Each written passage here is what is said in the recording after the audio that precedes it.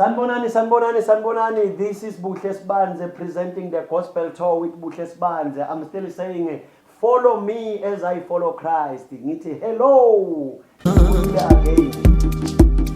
I'm gonna stand against the Lord. I'm gonna push throughout the clouds. For brighter light is waiting for me. Brighter light is waiting for me. Sibuyile again. Namhlanje angizange umuntu eziningi niyangaza ngilethe indaba mina eziningi. Bantu biko lawaphethe indaba zakamoya. This is gospel, the good news. Hallelujah. Namhlanje ke Nkosi yami ngilethanga okuningi njengoba bese ngishilo ukuthi ngilethe ubaba uMthiya nobaba uNdlovu. Last time I check isigcine sikhuluma, last time ubaba uNdlovu bekakhuluma a presenter icase yakhe in terms of indaba zembatho zaseZayoni, the African churches, kunento eziningi just indele lapho nalapho. For you to get the full information, please go and follow the previous one whereby it's titled African Churches. African Churches. Naningaqhubeka ngayo nibheke yona, ni like and subscribe. Don't forget to share, please. Nalama adverts niqhubeke niwabukele. One day siyobhadalwa yiwo lama adverts. So yebo ke. Nkosi yami angazi ngiqale kuphi. Baba uNdlovu asiqale ngawo, ngicela uzipresente kubazalwane. Uzisho nje impela, uzisho, uzichaze, uzethule, uzongena ke baba uMthiya azibreak down ukuthi ubuyaphi, wazakala ngobani, uphuma. Okay. uNdlovu lona ne, Ola Ndlovu, ngila eOrange Farm ngilida ibandla ngokubizwa umpostoli Orange Farm extension 2 ibandla kuthiwa kusendlini yombumbi Asem. Yeah, siyabonga kakhulu. Ngisindisiwe nje. Yeah, I think that is what is important. Amen. Baba uMthiya, ngithola ama-inbox, lo baba lona ongilande from YouTube. Angizange athole i-inbox ku-YouTube mina. From YouTube, angithi ngqingqingqingqi. Yebaba kunento kumele siyilungise la, just like you've said. Ngoba I always say, if there is something lekhulunywe i-preacher or i-guest yami la, washo into ethize lofuna kuyilungisa or lofuna kuyi-edda, you come forth. So Baba uMthiya is the first one who break record. Kuthi I'm coming to this place. Ngifuna kuzo understand kahle or kuzothi silungisane nomfundisi uNdlovu statement sakhe la kawasisho esokuthi ijoyina nensindiso asihlangani, kumele kube khona abalahlayo. Wasuthi Baba uMthiya, hayi ndoda, ithi ngize sizoyilungisa, asilwi phela nje silungisa ijourney yakamoya.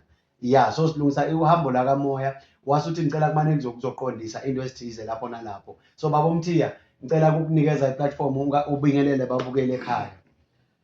No, siyabonga kakhulu. Finally. Siyabingelela, final. Yeah. Siyabingelela emakhaya, all the viewers at home, kaMlamu Andile, wawambatsha, ngokomsebenzi am spiritual bishop, ebandleni laseZiyoni, Blessings in Christ. Ngisindisiwe, ngiyasindiswa futhi ngisazosindiswa. Yeah. uNkulunkulu nje emuhle usinikile ithuba lokuthi namhlanje sihlangane noGatsheni. Yeah. Amen. Hlobo kaThixo, so sizokhuluma ngeSayoni. Yes. A very proud one. Oh, amen. I've been doing research about Zion. Yeah. I have a book written about Zion. Okay, wow. So I'm very much clear about who Zion is, and as well ngifast kakhulu nabazalwane ama-charismatics. Very fast nabo, ngiyakhonza nabo, we do revivals, they invite me, I invite them. Wow, so okay.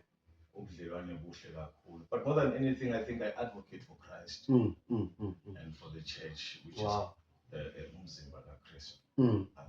Amen. Athi I advocate for umzimba kaKristu. Yebazalwane, okusho ukuthi ekugcineni simunye.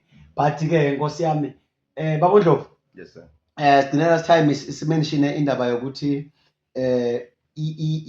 iZayoni ngifuna sisithinde kancane revise nje back from then bese sibuya nayo ke. Bese mention indaba yokuthi iZayoni ayibe clear ukuthi ime kuphi in terms of salvation.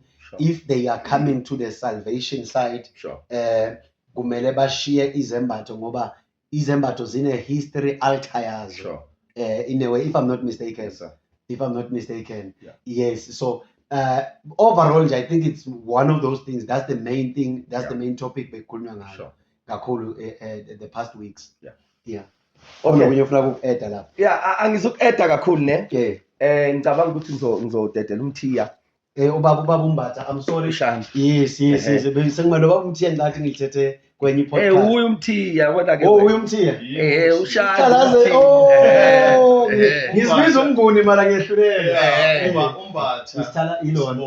Okay. Ushanda. Isithalazelo. Oh, okay, I was right. Yeah, so mina into engiyivezile ngokolwazi lwami nangokuhamba kwami noNkulunkulu.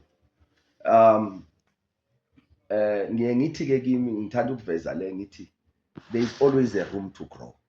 Once you reach a place where you think you know it all, you have closed the door to grow. Okay. You know, and I believe such platforms, they will help us. The door to You grow, know, to grow. ukuthi ngoba umthiyela ngicabanga ukuthi siyohamba lana sethe ukuzivula amehlo kwezinye izinto. Yes. But yes. based on my spiritual journey, Yeah. you know, and my understanding ngento yenkolo, Yeah. mina bengisayoni. Ekhaba izayoni namanje umkhulu wami wayisayoni. Umamkhulu wami wagana ubishop ezayoni namanje nje uma wami ongizalayo isayoni. Yimi nje bathi ngiyaphafa ngiyakhumbula ngelanga ngihlalisa meeting lapha ekhaya wena akushiwo ukuthi bathi 1 2 and 3. So but into ebaleke kakhulu mfowethu kunezinto la enkolweni, inkolo nenkolo ine-altar. I-altar ne-altar linomoya. Umoya nomoya unoNkulunkulu. Well, you can put it other vice versa. But these three goes together. Where there is an altar, there is a spirit and there is a God. Okay. And ngicabanga ukuthi what separates us are altars. Okay. And if the altars are different, you know, and I believe ukuthi kunomoya othile operator kulawo ma-altar. Okay. Yabona izangoma nje zinomoya nazo. Uyayithola le obelonga kwi-altar lazo. Okay.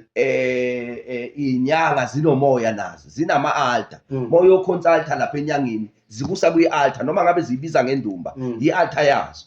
And kulelo altar kunomoya lethi uzoza umuntu hey njalo imoya yakhona e-operator lapho. Uyayithola lento. And uma kune-altar nomoya kunoNkulunkulu le moya ethatha instruction khona, ethatha amandla khona. Uyakhumbula lithi iBhayibheli lapha Genesis lithi umhlaba ubungenasekelo, lithi wawumnyama, but lithi umoya kaNkulunkulu ubuvunguza. But the spirit could not fix the earth until the God of the spirit speaks to the spirit. Lithi iBhayibheli uNkulunkulu wathi umoya wenza. Ubukhona kumnyama. Umoya yakhona ukuhambe kumnyameni until i-command isuke head office okuNkulunkulu okuyena ophusha lo moya lo. So ukukholelwa kwami ngikholwa ukuthi mfowethu ngasuka eZayoni, ngenze example ngeZayoni mfowethu, it was not exactly iZayoni kuphela. I think I chose iZayoni because nginalo ulwazi oluncane ngazo ngoba ngizalelwe khona, ngakhulela khona. Yabona bekungelula ukuthi ngiye koWeseli noSheshi. Uyayithola le nto leyo because angina foundation, angina, you know, I can't even touch anything ngabo. You know, but ngiyakholwela ukuthi nabo they are different from us. Yabo and benza lento baZayoni ngibonile kwa comments ngihlasela abantu bafethu. Angishongo ukuthi uNkulunkulu wenu uyabheda, angina right yokufika kuleyo level. Ngithi mina ngikholwa ukuthi noma right wenu right lapho. Uyayithola le nto, but I believe there is a difference because i-consultation, you know, ne-approach, because i-altar nceke line-approach ethile. Uyayithola, and the instruction from uNkulunkulu wayo. Okay. Yeah. Ngithanda ukwenza example ngezangoma ngoba wonke umuntu nabasindisiwe bayazazi babuya khona. You know, kune-consultation ethile. Khumula icathulo, angisho angihlanganisile ngoba eZayoni kwenziwe ezi-eyesight abanye abakwenzi lo. Uyayithola le nto le. Mawusungenile lana uma uthi uthwala isigqoko athi lo abadala, ngenze example, usuke ekhuluma ngoNkulunkulu adonsa kuba amandla yena at that time. Uyayithola. So there is a certain approach with an instruction from uNkulunkulu walelo altar. So mina ngithi i-argument la ivele khona sifike nini endaweni lapho okumele abantu bengene nezinto zangale uma ngabe eqaleni, because iqiniso lithi most Africans asiye kama 2000 course abantwana bafike vele insindisi isigcwele, you know, but thina ke ngama 80s late 70s, the truth is most of us sisuka kuma African churches, you know, sine foundation yo Zion, Roma, Wesley and stuff, but uma siza ensindisweni sashiya lezo zinto. Uyayithola leyo nto le ubuthi uma usuthi usindisiwe ubushintsho yini, uyayithola leyo nto uphume econsulteni izinto ezithile, because kunezinto uthola ukuthi ngapha angifuni ukukhuluma ngazo kakhulu manje ngoba umthi ukhona ngicabanga ukuthi uzosimbulela kukho mahamba isikhathi. Kunezinto that are a no on our side, uyabona, that are accepted on the other side. Sibe sixoxa nje ngenze example ngobungoma, kunezangoma ezayona ziningi, uyayithola leyo nto leyo, kunezinyanga ezayona, uyayithola leyo nto leyo. So ngapha lezo zinto beyingangeni beziyiphunga elibi, if I may put it like that, you know, not to offend people, but iqiniso bayazi abazalwane ukuthi ngisho ukuthini, ukuthi mawukhuluma ngomngoma nje bekuyiphunga elibi. It was a no, like a no-go zone. Uyayithola leyo nto, but today we have accommodated all that. But now I am saying, mina Zion awukwazi ukuthi uthi uyisayoni uthi usindisiwe ngoba mfethu phela lento yokusinda usindephi, because abantu abaningi bafuna angifuni ukuthi ngithi ku-spiritualize, because uku-spiritualize ayikho lokushiya. Uyayithola loo nto le abantu abaningi bafuna nje ukwenza inkolo, basusa izinto, bafuna ukuthi hayi mani siphila ngomusa, you know, noma ungafeba siyongena ngomusa, yabona, noma ungathakatha i-grace. Uyayithola lento. I think ngize ngayiveza lento ngathi we have shifted grace to disgrace. You know, we have allowed so many things that were not allowed ngapha ensindisweni. So yiyo lento ebengisho wengithi ukuthi nifike kanjani, or thina abazalwane bekhulumela thina kakhulu ngithi sifike kanjani ekuthenini sithi sonke sisindisiwe siyinto eyodwa. Uyayithola loo nto, asibuyele ngoba nami phela ngangikhona kuwutasha u-white one, uyayithola loo nto lelo, ngisiphathe isikhali sami, but ngokwazi kwami nangolwazi lwami, you know, lezo zinto lezo bekuyizinto zikaMosho. Into engizoyibuza futhi kumthiya, ngizobuza izinto ezimbili. I'm happy the man is a bishop, yes, you know, ngizo-check ukuthi if he's a founder of the church, you know, and then if he is, then I think I will have the next question based on that. So bengidlala nje ukuthi where I was and my standing, and into ebengizama ukuyiveza ukuthi mina ngolwazi lwami bengazi ukuthi uyashiya, bengazi ukuthi mina isangoma masingena ensindisweni siyahamba siyoshisa ilokhunja. Ngize ngakhothi izinto ezithile ebengiyibona noma kushadwa noma kuncwatshwa, uyabona, ebezingenza ngibona ukuthi lento yobukweni yejoyini, it's more deeper than just a uniform.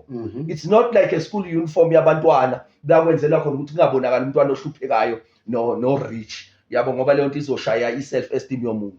So yiyo lento ebengifunda nje ukuyiveza kakhulu ukuthi umthiya mhlambe a-break down yena ukuthi yini mhlambe emthintile or emprovokile, if I may put it that way, and then bese mhlambe engitshela ukuthi okay, mina I'm a founder. If yes, mhlambe uzobe sengibuza the next question based on that. Cela manje khona la Baba Mthiya, sekazamile kuyi-introducer kancane impela, wayifaka kancane i-elephant in the house, ngathi uyayibona ikhanda layo nabathi let's introduce the elephant in the house. Sekayifakile inhloko yayo ukuthi hayi nansi sikhona. Angazi, ngicela mane usi-introducele nje ilona yakho, isihloko sakho, nokuthi ngila ufila khona ngathi ukuphi la ngamlungisa khona, maybe bese usinikeza kancane nje imvelaphi neZion, uthanda uyi-breaker down bese before ubuya kuyilungisa whatsoever that bewubona ngazuthi kube ne-era khona la. I think firstly, bazalwane, we should identify that God is bigger than any religion. Okay. There's no religion that can contain God. Come on. We should be spiritual people. We should be spiritual beings as opposed to being religious people. Okay.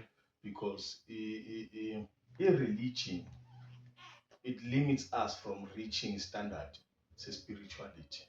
Okay. Religion is more like an ice block, which you can't think outside these four walls. Yeah. If you can't quote the Bible, then it's not God who said this. Eish. All the time you need to refer to the Bible, and the Bible are my encounters of people with God. What Okay. about your encounters right now? Yeah. Okay. So there are certain things that were said to people and it's very relevant to those people. So uNkulunkulu does not care about those things right now, especially South Africa, is say Ephesus, they don't apply. Yeah. So it's very much important to be spiritual beings, listen to God and follow his instruction. Abraham abayifundanga itext esifunda namhlanje, but sifunda ngabo thina. And thina sifuna ukuma kubo Abraham yethu uNkulunkulu sasebenza. Sure. So you're talking about Kachen, Yes, sir. mhlonishwa ukhuluma about African churches with naphuma nikuphi manje? Nikuphi say Europe church? No. Mangikhuluma ngalokho, and secondly mnganami, ngiyathanda uveza indaba ye-religion. We don't belong to religion. Yes. That I need to be clear. Yeah. Because ngibona ukhuluma indaba ukuthi izosi we are not there.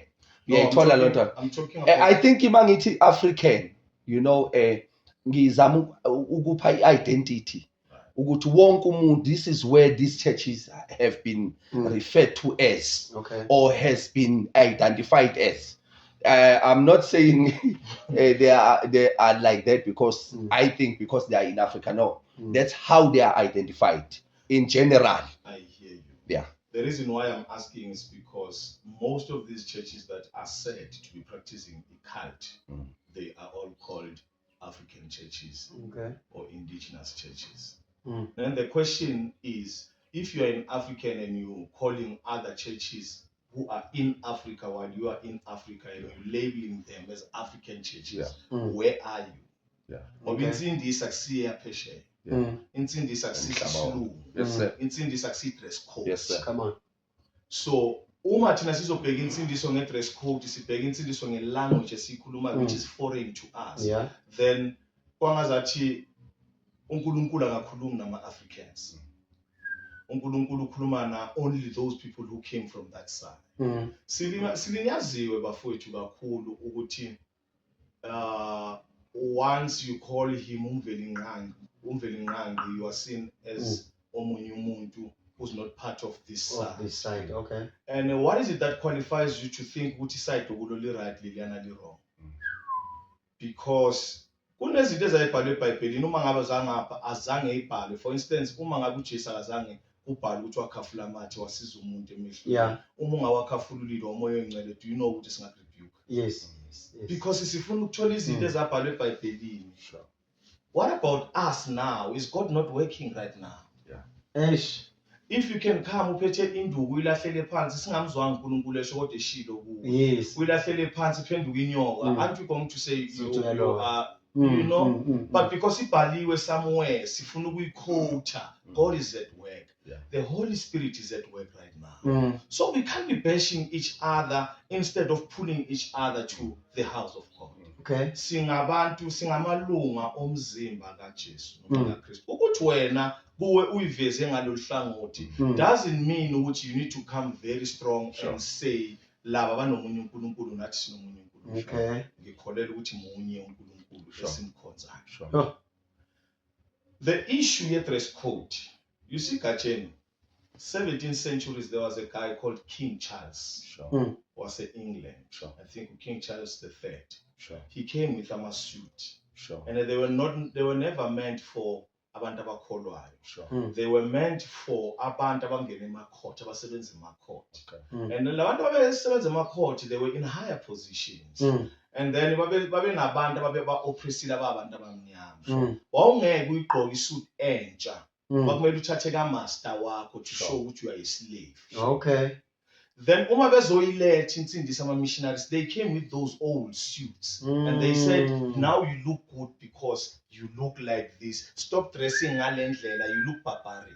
Sure. History matters enkolweni. Sure. Eish. So uma uzobheka laba abagqoka kanje wena ungazi ukuthi lokho ogqokile kusho ukuthini, kusymbolize ubuslave.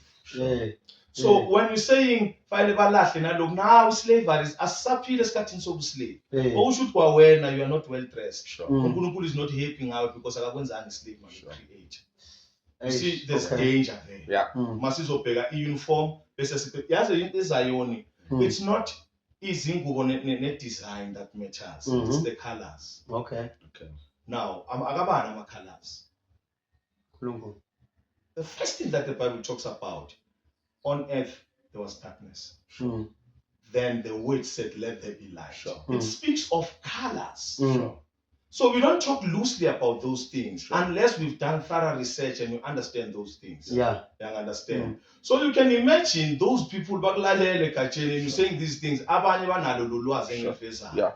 You know, when you're talking green, green is for life. Iy'thelo zilihlaza. It's for greener pastures. It's for prosperity. You know, when you're thinking green, you're associating green nempumelelo. You know, when you're talking blue, you're talking spirituality. Yeah. You understand? Everywhere, even I'm an actor. Yeah. Sometimes when we talk of emotions, we just give you a color. When we're saying be on gray, we're simply saying be confused. Yeah. You understand? Okay. And it's short. So it's about colors. Okay. It's not just Uchi, there's a certain ritual that you need to perform before you dress. There are rituals, and you know, akukho la kana ma rituals khona. Okay. Akukho la kana ma rituals khona. Ukuguqa. Hey. Angakhulumi ngokuguqa because Christians are not supposed to kneel kahle kahle.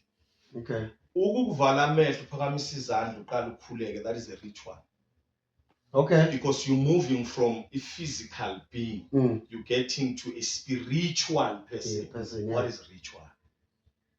Okay. Do you get what I'm saying? Yeah. So ayikho into engana ritual. Once you go spiritual, you are doing a ritual. You understand? Yeah. So it depends from which God, which altar? Which God? Yeah. Let me not say altar because this is ongena kule ama altars. What are altars? From which God? Okay. Are you in the dark? Are you in the light? And only you can know which you are in the dark or in the light. Not those who observe. You see, into yokuthi uMoses ashaye ulwandle luvuleke. Omunye umuntu ongakhulanga spiritually can perceive that thing ukuthi Moses kade nabanye uNkulunkulu. Okay, bekathwele. Yeah. Yeah. In the now, vele mawenza into engakaze yenziwe, it's easy for people to say, yeah. Yeah. It's very easy for people to say that. So I'm simply saying we need to be careful. Ukuthi uma sikhuluma ngalezi zinto, ake ngikhulume ngekhali. Sure. Nabo ubunzulu besikhali, akuphathwa noma yiphi into. Okay.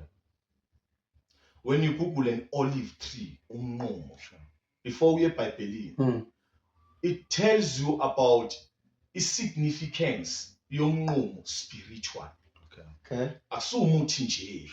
And each and every tree ekhona emhlabeni, like when I'm talking about mangithi ama carrots adlelwana ngangiphendula ngiyazi. You know, ne? Yes. Now you know sonke siyazi ama carrots ayasiza emehlweni, but isitshalo created by God. Abantu bathathe impepho bayisebenzisela ukuthanda kwabo. Babiza imimoya ngempepho. Isitshalo esacreatewa uNkulunkulu esi-antibacterial. Isitshalo ongasithatha usibilisi ukorobhe ngaso amaphela afe. Do you know that? No. We don't know that because we are very fast at saying impepho yimbi noNkulunkulu yamnukela kabi. Singazi ukuthi uNkulunkulu wadinwa isenzo sabantu ababeshunqisa impepho. Bebiza yena.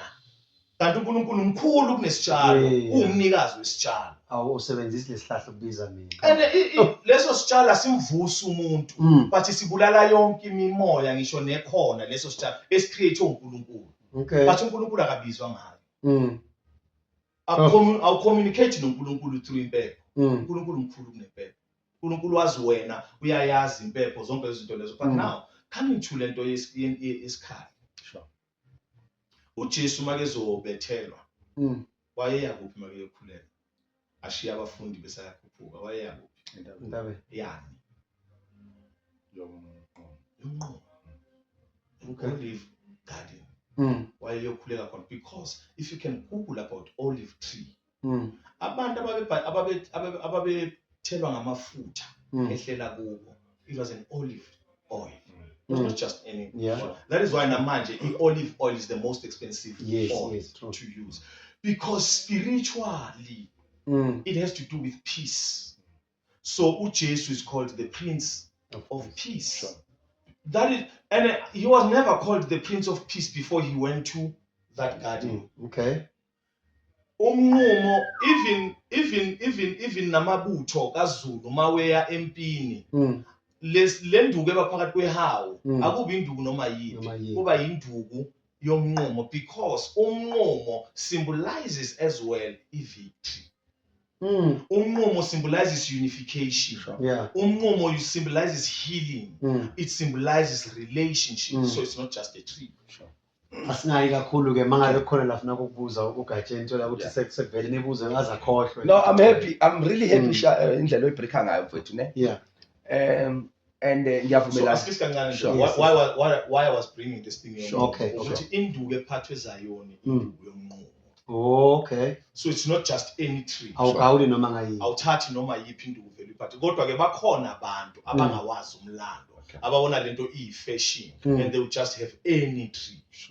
So having induku yomnqumo ngisho isejardini kwakho, there's something spiritually that is happening endlini yakho. Omunye umuntu would say hayi ayikho leyo nto leyo, and then we ask about the holy oil that you guys use the holy water that you sell.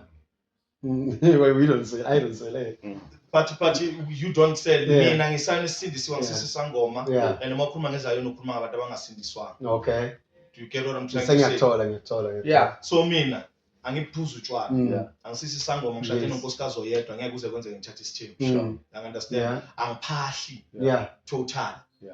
Mina ngimeka uNkulunkulu ngisindisiwe noma ngisukuma phakathi kwabazalwane bayazi ukuthi lo ushumayela noma ungabukela ama videos ami ngishumayela insindiso ngishumayela uKristu osindisayo. That's and I'm glad it is you who came, because most explain history or the foundation. YeZayoni bengingafuna ukungena nje until ukuveze lokho ukuthi usindisiwe. Uyavumelana yini? So kusho ukuthi mawuthi usindisiwe vele you against into yokuphahla. Angiphahli nje total. So beyikhona iyenziwe eZayoni uyifice khona. Yeah, because ngizalwe vele uZayoni isekhona. Ephahla ezenza zonke lezinto lezi. Yeah, but uma ngifika mina ngiqala ukushunyayezwa eZayoni ngizothatha insindiso. Ngangitshelwa ukuthi munye umuntu ekhule kwakuyo uNkulunkulu. But ke angithi ibhuti okushiwo nokwenziwayo, it should complement its art. So fortunately for you, no, I get your point, Neko. Fortunately for you, you were able to grow, and uNkulunkulu ngenxa yokuthi bene purpose ethile ngayo, maybe uyazi ukuthi singashunyeza su10 kuzwe oyedwa. Kunabantu abathi bethe bekuzwile lokho obukuzwa wena kwangaba transformer to where you are, and they still do what they've been doing. So when you stopped, why did you stop? I've never attempted to start with, because ekhaya sasingasabantu abaphahlayo. Okay. Sizayo. Sure. Safundiswa insindiso. Sure. Sakhula ngensindiso. Sure. Then we were told and we were taught to let them come abaphahlayo. Okay. Bangene ukuze bazothola insindiso. Bese beyeka. Insindiso yezo batshela ukuthi bayeka kusiyithi. Jesu bafundisa uJesu. Usho njalo bamukela uJesu, uJesu abasindisa. Mayisifikile insindiso asivume manje, because ipoint lana but it's not even into yokusonda. Ipoint lana into yokusindiswa. Ngize ngayenza example la ngithi uthi usindephi usenza izinto ongena uzenza. Uyayithola. So ipoint akusikusonda. Ukusonda ipoint akusikushumayela, because siyadlula ekuthenini abantu bathini. Sibheka ukuthi lento abayisho bayithathaphi.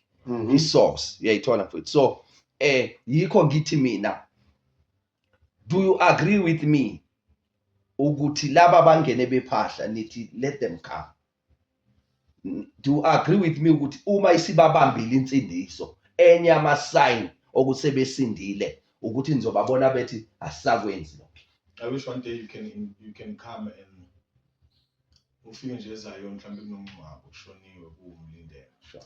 uzobona ukuthi bangakanani abakhuluma against into zokuphahla into yobungoma and stuff khona ezayo. ezayo Okay. baningi kakhulu Okay. abangakaze futhi basonta mhlawumbe kumanye amasonto abasonto nje la ezayo abakhuluma against lezo zinto lezo uma ungabe uvakashe ngelinye ilanga you will then see that. So why am I saying this? It's because I'm simply saying baningi eZayoni abasindisiwe Sure. futhi kahle mangingasho abanye bakhona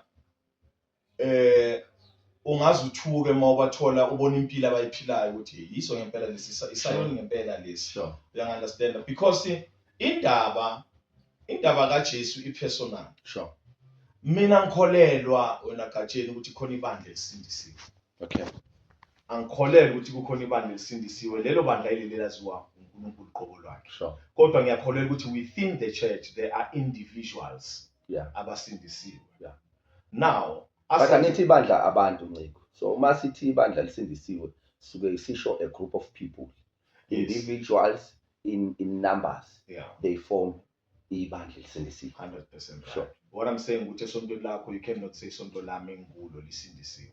Okay. uNkulunkulu bazi abantu abasindisiwe within wena ushumayela insindiso ukuze abantu bazane noNkulunkulu banezelelwe ebandleni laNkulunkulu. No, I get it on that point. Yes, that's where I'm at. Okay. So angeke sime boldly sithi abantu basindisiwe ziningi into evelayo baningi omotosa abavelayo basindisiwe kodwa belana nengane zesonto and bavela ensindisweni and abagqoki impahla zasezayoni bona abanye bashunqisa abantu ngeduma abagqoki impahla zasezayoni and basensindisweni. Now you realize ukuthi within the church there are individuals abasadinga ukushunyayezwa. Unfortunately abanye sebeyithathile ipulpit besadinga ukusindiswa nokuthi balokhulu. You understand? So we can therefore we cannot all of us look at one church and say leliya sonto alisindiswanga lidinga ukuphenduka based on the things that you look at and you decide ukuthi uma besagqoka kanje fanele bayishiye ingubo. Ungayishiyanga wena ezokuslave.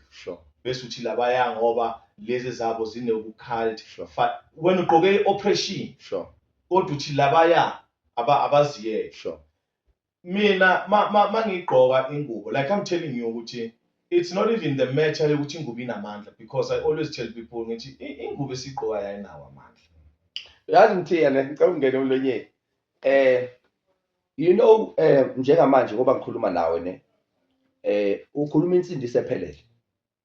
And that worries me because I don't think ngithole umuntu who will really stand for the real thing that I was actually talking about. Because yabona manje mawuveza uzuthi ugqoka kwethi ingubo ayinamandla kangako. That is salvation straight. Uyayithola about. And bengifisa ngabe bengithole umuntu ongeze kuyibuka on a history part of it, on a spiritual part of it, because noma singabaleka sithini shando, you know, there is a spiritual significance, there is a spiritual meaning.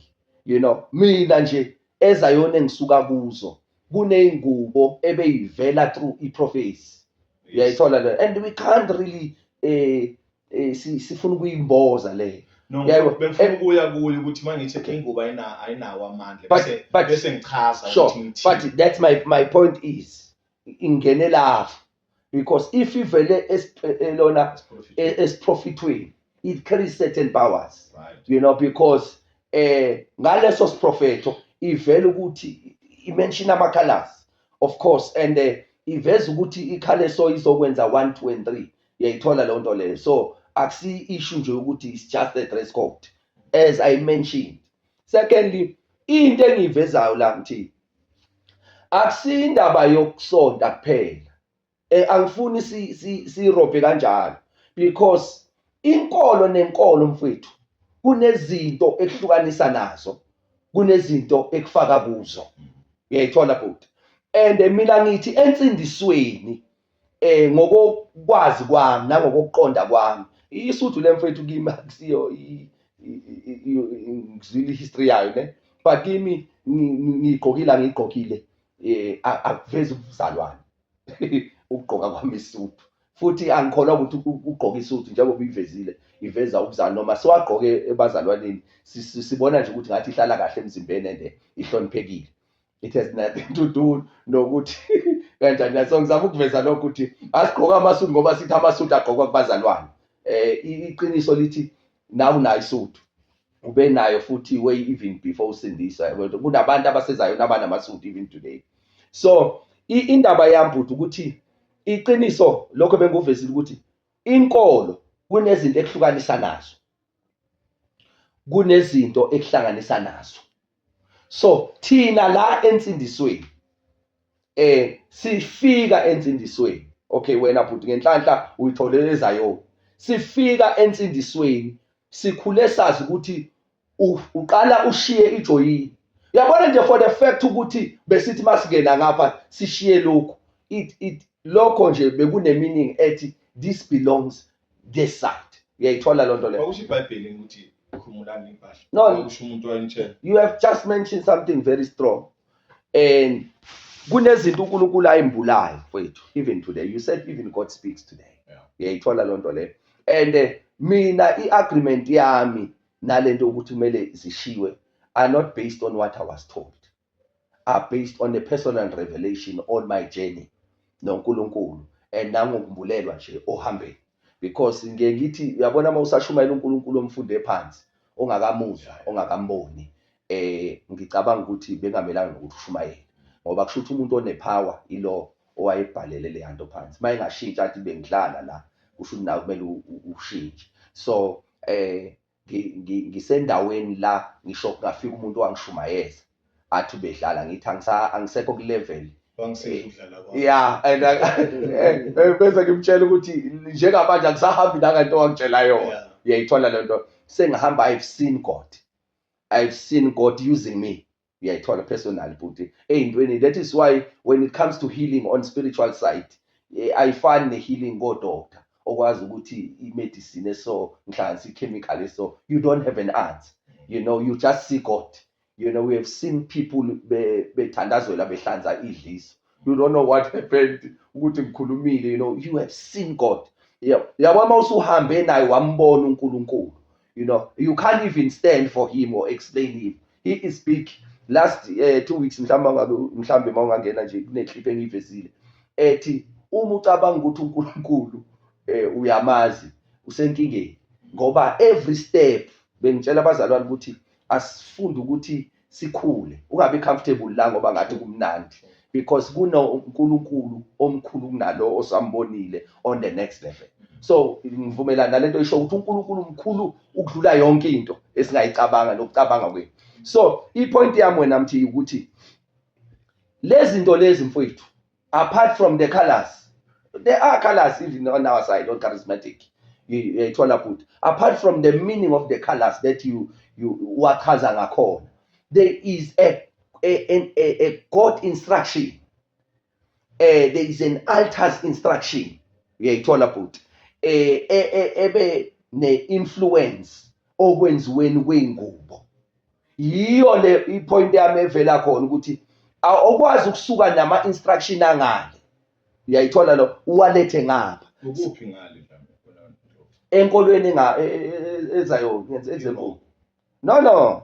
Ipoint yami futhi mamele ngithi mina izayona zibe izayoni zenza ubuzayoni bazo. Uyayithola.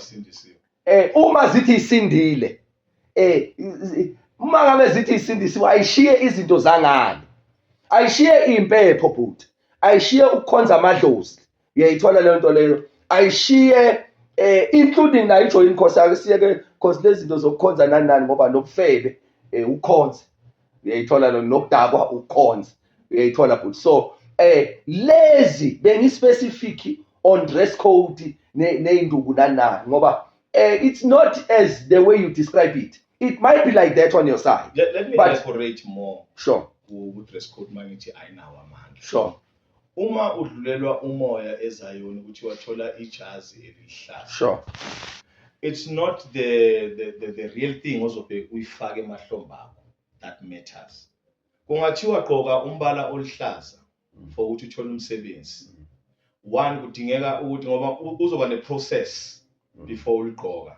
Mhlawumbe kuthiwe zila ukudla ukhuleke for 7 days. I don't think ukuthi khona into emnyama lapho yenzayo. Awudla ukudla, mhlawumbe uzile nomkakho for 7 days, you're connecting with God. Sure. Purely. Sure. And then after connecting with God, bese kuthiwa ke ngalelo langa lelo sobe sesiyakuhlomisa ijazi. Ukuhlomisa ukuthi abantu mabegqokisa bazokhuluma izinto ekumele zenzeke empilweni yakho. Njengoba nawe uthi altar call abantu beze uphakamisa izandla bakhulekise ngokuhlupheka nangenkinga abanazo. And then they say these things. While they are saying these things, uNkulunkulu already kudala connected. Sure. Possibilities angelanga lakho lesibili ukhulekiswa leyo nto leyo. uNkulunkulu wavele wa responda wenza izinto zenzeke. But it's a matter of sacrificing and saying this I'm willing to do. Sure. And ngiyafuna ukumhlalela uNkulunkulu. You understand? And then uligqoke lelo jazi lelo. Yes. Now, we're looking at this color, Sure. which is the green color. Sure. uNkulunkulu usebenza ngemibala Sure. everywhere. Sure. That's true. Even biblically uNkulunkulu usebenza Yes, ngemibala. sir. Now, uma usuligqokile, uma uyemsebenzini awuligqokile ijazi. Sometimes kuyenzeka ukuthi ungaligqoki ijazi kuze kuphele 3 months ungaligqokanga lelo jazi lelo.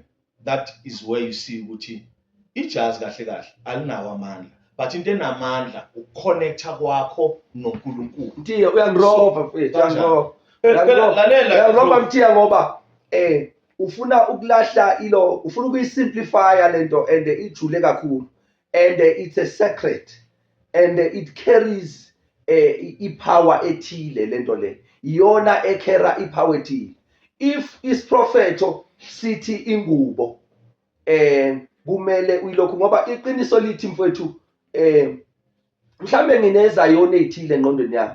Mhlambe nginezayoni because mina nginezayoni leziya ebengasindiswanga. Remember, mina bengiyisayoni esingasindiswanga.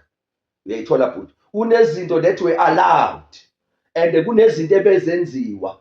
Ngize ngenze example, one of the days besifihla one of the sons obekhonze weseli. Ngoba ngithithi izayoni nje futhi hayi ukuthi ngilwa nezayoni. Bengikhuluma inkonzo zonke lezi zejoyini ethile. Uyayithola. manje wesela profitwa impahla. Yeah? No wait. Yikho ngithe ngifuna ungena kule uko weseli nani ngoba angina foundation yawo. Ngeke ngikhuluma ku. But konke engibone weseli nayo econfirme ukuthi kune spiritual attachment. Do you know what they did?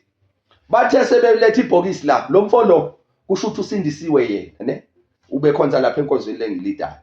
Ngiyahamba bayamazi usindisiwe but kubo bonke abasindiswayo. You know what these people did? Baletha ibhokisi bahlabelela bephethe uniform yakhe. They came with it, you know. Bayibeka la ebhokisini. Yayithola mina vele ke seng out la vele seng disturbed because lona ubehliye ubengasahambi for years engasayi nakhona lapha.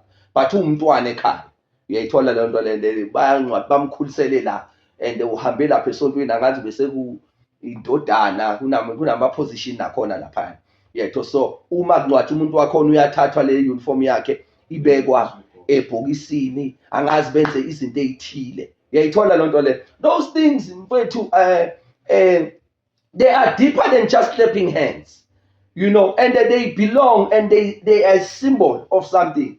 And trust me, one of them even mentioned ukuthi somebody should take over impahla lezi. That can be described in many forms. Uyayibona futhi i-altar mhlawumbe I think we'll need to come back one day and talk straight nge-altar because once sangena kwi-altar straight kulo singadina kwi-topic yethu kwi-altar. No, I think it be right to discuss ngalo i-altar because in that episode you did say amazayona kwelinye i-altar. Yes. And today I want you to move from that thing ukuthi amazayo because uhleli namanje you realize ukuthi angikho kule nto boyikhuluma enengisayona. I'm not about to move anytime. I'm not about to take impahla zami ngishise because khona umuntu okholelwa ekuthenini khona umuntu okholelwa ekuthenini mawungena insindisweni fanele ukhumuntu I'm clear about insindiso and I know ukuthi ubani wenza insindiso emntwini. Yabona akusizo nezijumayelo zethu ezenza insindiso emntwini. Munye umuntu wenze osindisa umuntu in the now moya oyingcwele. Yeah. And then now again you spoke about water. You spoke about indaba, Sure. you know, and biology teaches us ukuthi umuntu is 80% water. Sure. So umuntu uphila ngamanzi, umuntu Sure. uphila emanzini ngoba umuntu ungamanzi. Sure. Umuntu uyimvelo umhlabathi. Sure. Akakwazi ukuba separated from the wind, from the trees, from the soil. Sure. Now umuntu ethi uyehlana uJesu wayethandazaphi wayeshumayelaphi. Sure. I'm not against that. But you even said uZayona operator ngomoya wasendle in the wilderness. No, did not say that. You said uZayona operator ngomoya wama mermaid spirits. Yes. I said It that. can't be true. I said that. Can you elaborate? Yes. No, I said- let me Okay, say it continue. can be true. Yeah, Let me yeah, elaborate. yeah. It can never be true. Yeah. It doesn't mean mawuthi uSathane ufike emanzini Yeah. wathola i-creation kaNkulunkulu. Yeah. Wayesefaka umoya wakhe ku-creation kaNkulunkulu. It doesn't mean ukuthi you can't go there Yeah. because uSathane sekaze wafika. So- Indawo kaNkulunkulu. So when you go there, usukuyokwenzani? Because you are going there to consult. Let's talk about the scripture. Le ndoda ephethwe isifo sokulaphela wathiwa ihambe iyongena emanzini. Nayo consult Yes. kubani? Yes. Listen, ngifuna siveze something because now that Ngiphendula no. nge-scripture. Ngifuna listen. And maningi ama-scriptures abantu abathunywa uNkulunkulu abathi- I love that. Angiyazi even Jesus Christ angithi uze wenze example nalento okuthatha inhlabathi. Should ba right nalabo abalokhu nje inhlabathi. Mamela but. Kunezinto ze lokhunja. Kunezinto of mamela mnganami. Kune covenant. Yes. Mhlambe kuzomela sithi ukuthi kancane. Siku new covenant. Jesus Christ was not a Christian. Yeah. And before he dies, Jesus Christ was not qualified to be worshipped by us. Yeah. Uyayithola but. So yingakho nayo bengasili Kristu. Igama elithi Christian alivelanga kuNkulunkulu alivelanga kuJesu. Uyayithola but. uJesu uma elethwa, uNkulunkulu uma eletha uJesu ubefuna ukubuyisa umuntu kuye. So uNkulunkulu kwamela establish a new covenant because Adamic, if I may put it, the old covenant had failed. Ngenxa yohambo lomuntu namaphutho omuntu. Uyayithola lo nto. And by that time the Holy Spirit was still there with God. It was only coming to do certain things. Akunamuntu obephila nomoya engcwele. Uyayithola lo nto. That is why you can read ngoSamson. Every time ayezokwenza miracle, the Bible will say umoya kaNkulunkulu wehlela kuye. And then wenze lo msebenzi uhambe futhi ubuyele emuva. Uzozwa on the next one uphinde futhi kuthiwe wehla awukehli kanje bese kuthiwa uyabaginqa all the way. Uyayithola uzokwehla mawuthola la on the next one ehle because it was not the time yet. Yikho ngithi ezinye izinto now that was in the old covenant. It was not the time of the Holy Spirit. But mabe ichaza lento uyihlukanisa kathathu. Kwaba nesikhathi sika Baba, the Father, when God was coming and visiting Adam. Angithi it's Trinity. Wayefika uNkulunkulu kwakuyisikhathi sika Baba. Sathi uma Adam esenza leliya phutha leliya. Sadlula isikhathi sika Baba and there was a separation because even though God removed us from the Garden of Eden, but he could not remove us from his heart. That is why he said, I man, ubani ongamane ehle. Kwase kuba nesikhathi manje of a son in the Trinity. Now the Father and the Holy Spirit are in heaven. Now it's the time of the Son. Wafika uJesu for 3 years. In ministry yakho, even though ephile 30 years and then ministry. Ufe esena 33, but ministry kahle it started at 30. So kwakuyisikhathi sendodana lapho. Sithe masifika isikhathi sendodana awakazalwa amaKristu. Tina we believe because even our meaning of baptism it is different from the old one. Yeah, it is different. We believe uJesu bengakafi. Thina sikholwa ukuthi masibhabhatisa ufa naye. Uyayithola bengakafi kodwa uJohane. So bebengathi ufa naye bona. Uyayithola on the old covenant. It was not wrong. Uyayithola put. But iye ya angazi ngathi yaphazanyisa because uNkulunkulu wadala inteke. Yonke into lithi iBhayibheli wathi sedalile wayibuka athi kuhle. Uyayithola lo nto le. But remember ukuthi sithe mawuthi wenza i-research you can check bathi uverse 1 mawufika lapha ya bese lithi umhlaba was void between lapho umhlaba uba mnyama khona uNkulunkulu adalanga into embi shapeless between sekusho ama research lapha it's not my personal revelation ukuthi between uNkulunkulu edala nalapho umhlaba uba void it was after the fallen of Satan because wathi mayewa everything was turned upside down lithi wehla umhlaba waba messed up uyayithola there was a physical messing up ngoba umhlaba omuhle kakhulu bafethu ngoba igolide silithola ngaphansi kusama researchers there was a time where beliphezulu namhlanje sesiyagubha ngoba kwathi makwenzeka lesa siphithiphithi so inyoka isingena i-influence ukuthi vele isithathe sikhona laphansi uyayithola so umuntu ushifte kanjalo elokhunjeni kuNkulunkulu so kwafika lekhunja ke manje uNkulunkulu said I need to do a new covenant to restore umuntu because bekune wrong ukuhlaba imvu uye ethempelini uyayithola futhi njengoba uyivezile na yes as much as when you share this dangerous flat back mame as much as ungaveza impepho as much as ungaveza impepho they cha it's such a star but there were a divine task of impepho uyayithola lonto le bekuyiwa ngayo kwi-altar kaNkulunkulu esimkhonzayo uyayithola bekunemvu ebihlatshwa kuNkulunkulu lento yokuhlaba it was there but on the Adamic covenant now when Jesus came now you know kune covenant entsha futhi establishekile lapho because mangabe angisafuna ukusebenzisa leseli gama leli ngoba ufuna ukumanipulate leave the African churches no, listen. It's a simple English. No, African. No. Church. No, but it means it's geography. No, it's fine. I get what. No, I get. But you know what I meant if I so say. You know. I wanted to correct you. Actually, stop Yeah. using that name. It's African. Yeah. Churches because you are in Africa. You are in Africa. I think it has Then stopped. where do you belong? You know. Do you know even the reason I named ibandla indlu yombumbi ngesizulu? Bengifuna ukususa yona leyo ngqondo. Yokuthi abantu bacabanga ukuthi nensindisi impilo ngaphesheya Exactly. uyayithola le nto angisiboni because sizaza ama-subordinate abantu baphesheya si-inferior then bona bama-superior ngize ngithi mina I'm not against languages ngiyasikhuluma isingisi nami nkosi yami mangisebenza belungu lapha ngikhuluma nabo isingisi you know angisiboni isidingo sokushumayela ngesilungu elokishini uyabona noma bengayizama ukuyi-modernizer ngiyasikhuluma isilungu mangishumayeza belungu I was once invited kumakhalati somewhere I preached in English because it's just the language. Nginembuzo. Yes sir. Based on i-statement lesikhulunywe uNdlovu previous ekuthenini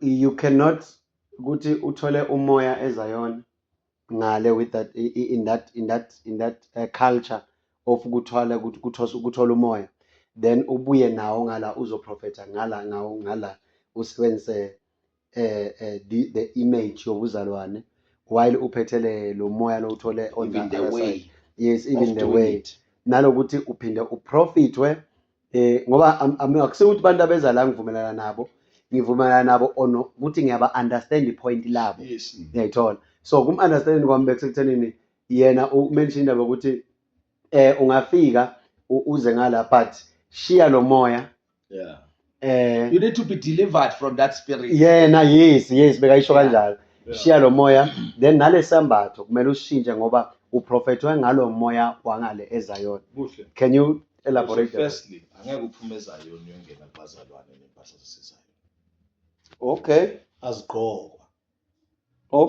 ile nto bekakhala So ngayo bazokumangalela abantu ukuthi sigqoka amasudu. eh And by the way, waqotshwa Yes sir. waba ne-ceremony consecration. Yes sir. Waqokani Ayagqokanga lutho. nobaba wayekugcoba naye azange Akagqokanga agqokise lutho. lutho. Yeah. Okay, mhlambe this is half truth. Okay, Yeah. it's fine, siyakholwa. Eh. Ncebo siyakholwa. Ngitshela iqiniso. Nami ngithi siyakholwa, nami ngithi Eh, siyakholwa. yeah. But asikhulumeni iqiniso. Yeah. obaba beni enkosini angifuni nokuthi spiritual fathers because into engekho obaba beni enkosini uma But why uyichaza usho uthi awufuna spiritual fathers uphinde bese usho ngezulu bona there's no spiritual father But no uthoba baba baba enkosini enkosini. asu spiritual father in the Lord. Okay. English father in the Lord this Okay. is Zulu baba enkosini Okay. father in faith in isiZulu father Ekolweni. baba enkolweni Okay. ayikho into ethi spiritual Okay. father by Okay. Okay. Okay. so angifuni So ubaba enkolweni leyo mawungathi uyayibheka Ningaphumi. angifuni sidivele ukuthi akekho umuntu afika lahlela ipoint ne acrash something all passing ne aqede lapho athi sesidlulile lapho but besingekho lapho Besingekho lapho. Ungambuyisela nasiqhubeke.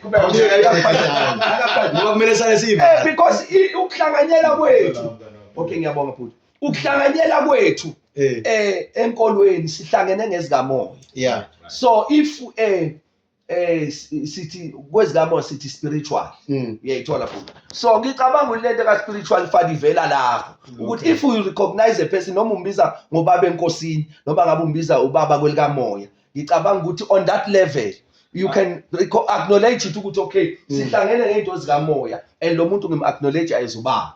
So ungubaba kwelikamoya. uthini uJesu makethi sibuthandaza anothi Baba wethu. osezulwini and then he calls uthi angisesiza ingcebo seniyini seningabahlobo because konke ubaba angitshele kona nani ngimtshelile. Now I no longer qualify to call you ingcebo anymore because uNkulunkulu reveals himself to you now. Actually it's the Holy Spirit that reveals. Asiyeke asiqhubeke because ngibiza ngenceki namanje. Ungasaqhubeki Because kunesizathu why. Ungasaqhubeki ne mara wena wayiviva makhulumo. No, uyazi lo muntu lona le. Uveza izinto.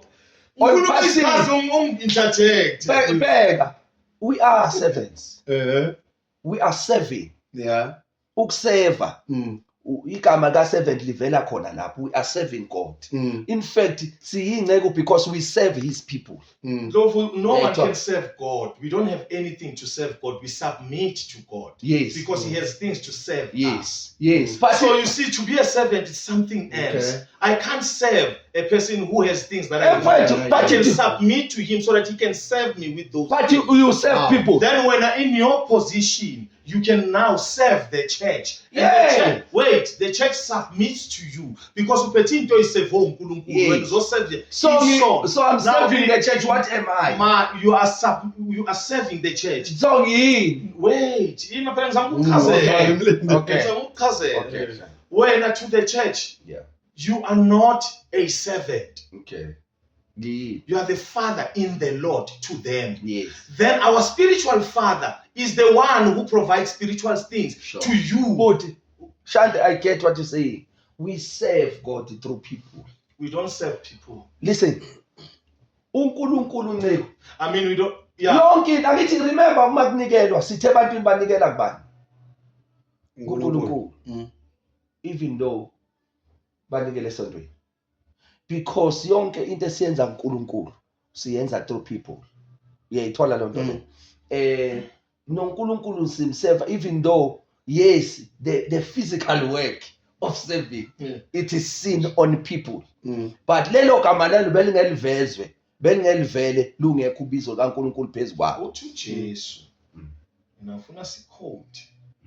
Singakhuluma ukuthi maselihlaziya lithi. Sure. Uthi uJesu kubafundi bakhe when they were now apostles. Uthi anisesizo ingcebo. You are no longer servants. But love. Wait. Yes. Uthi now nina seningabahlobo bese asho reason Sure. ngokuba konke babangitshele kona ninazisile. Usethi nizolethelwa umduduzi ozonifundisa. Sure.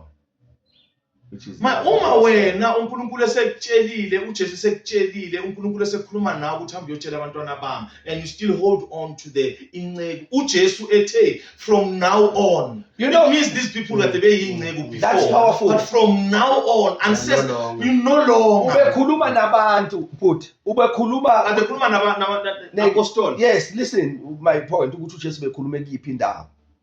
Uyabona? I servant nesana two different people.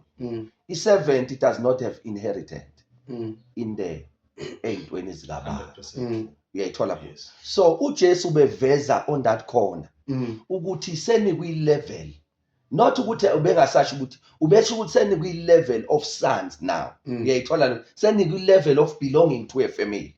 Seniyiphathi yey'ndlalifa. So Uyayithola loo nto? uzwile mangikhuluma Mm. ongeke ufike la khona ngoba ngithe I can't call you a servant. I can't call you inceku.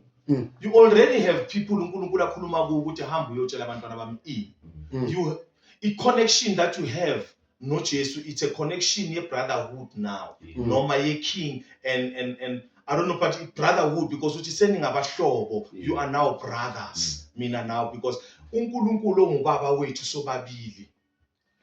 Yeah, but So sekuyilanguage engaphuma emlonyeni ukuthi nceku. Yeah. Ngiya-understand angeke ngikufikise. Sure. But it's just but masiya biblically nangokusho kukaJesu hayi komlobi kodwa kusho kukaJesu sikutholayo uthi uJesu anisesizo okusho ukuthi at some point ngesikhathi nisabizwa ngama disciples you were but now they're saying in formula nganitshela yonke into nizokwamukeliswa nomoya oyingcwele. I can't call you servants, but ama servants ilabantu laba oya kube esontweni ufuna ukwashumayeza eksamele basindiswe. Abanye kusamele ba-understand bakhule ekumazini baze banezelelwe ebandleni lakhe. Then those people they can be called inceku. But a person of your caliber right now, you can't ngeke be a asize servant. iy'nceku ebantwini, siyinceku kuNkulunkulu. Now Siyinceku uNkulunkulu zikaJehova. uye kongasibiza ngeinceku because a servant noma inceku isigqila. Okay. And a servant lithi iBhayibheli inceku ayikwazi ukudliwa inkosi. When uyakwazi ukudliwa inkosi uhlala nenkosi etafuleni udle. Awusiyi inceku. But akusiyo inceku. Why uleli igama lokugqila? Why? Akashani. Akusiyo inceku on that point. Wena inkinga yakho ufuna ukudivert izinto. To serve, listen. Sihleli la ekhaya. Usilethela itiye.